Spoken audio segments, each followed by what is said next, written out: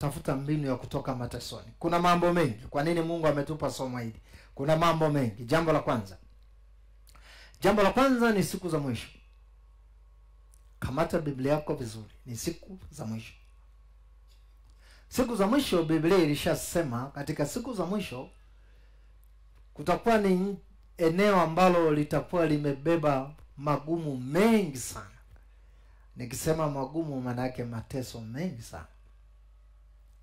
Kwa hiyo katika siku za mwisho Mungu anavyotuandaa kwa ajili ya unyakuo, kuna baadhi ya vitu Mungu anatufundisha ili kutengeneza mfumo wa imani ya kila mmoja ikae vizuri.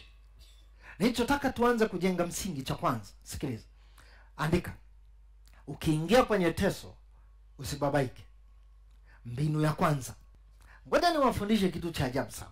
Ukiingia kwenye teso ni rahisi sana ukajikuta badala ya kukaa vizuri na Mungu, ni rahisi sana ukahisi kama Mungu yuko mbali na wewe, ukaona kama Mungu amekuacha, ukaona kama Mungu amekudanganya. Na ni vitu rahisi kabisa. Hata hivi leo nazungumza, watu wengi sana kwa sababu ya mateso walionayo wanababaika, wanajikuta wanamuona kama Mungu vile, kama Mungu hawajali.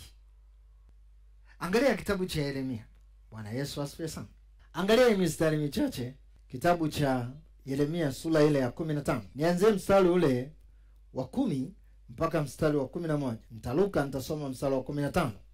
Ukisoma hii mistari utagundua Yeremia aliingia kwenye teso. Alipoingia kwenye teso lake, angalia kilichotokea, alibabaika. Kosa alilolifanya alipoingia kwenye teso, alibabaika kiasi ambacho alianza kufikiri ya kwamba Mungu amemdanganya. Lile teso lile likatengeneza mfumo wa mawazo ya Yeremia, akaona kama Mungu haniambii ukweli, kama ananidanganya. Kwa sababu gani? Nina teso, na hili teso limekaa muda mrefu. Ninajaribu kuomba Mungu nitoe kwenye teso, lakini anashangaa amekuama hivyo hivyo. Unajua kilichotokea? Akaanza kufikiri kwamba Mungu amemdanganya. Kwa lugha nzuri, alibabaika.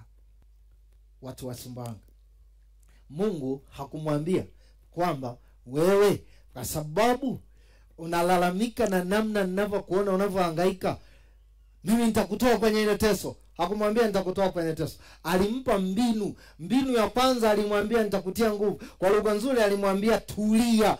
Labda niseme cha kweli, alichokuwa anamwambia akamwambia usibabaike.